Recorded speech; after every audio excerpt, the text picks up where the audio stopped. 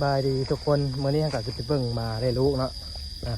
แต่ก็บ่แม่นมาตัวนี้ดอกเป็นมาตัวอื่นมาดำพุ่นมาใหญ่แต่บ่แม่นมาอยู่เฮือนนี้มาของกระเจ้าข้างเฮือนซึ่งมันมาอยู่มาใส่อยู่ในเฮือนนี้มากินมาลินมาอยู่อยู่นี่เลี้ยงมันแต่น้อยนะมันเที่ยวไปเที่ยวมาสองหลังเฮือนมากันเห็นมักเล่นเข้าเล่นดอกแต่เนี่ยคิดว่ามันจะได้รู้กะว่ามันต้องได้รู้แน่ๆเด้แม่นแล้วบ่จ๊ะ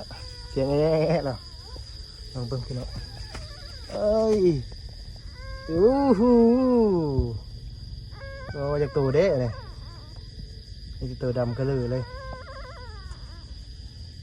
นี่บ่ล้างหน้าอยู่บ่ได้นี่กีตาร์ก็บ่แกะให้ลูกไปล้างหน้าล้างตาไปนมให้ลูกกินไปกินข้าวไปกินข้าวได้กินข้าวหลายๆยังมีน้ำนมไม่รู้ได้จะอัปเดตลูกมันเนาะแต่ละตัวไปเบิ่ง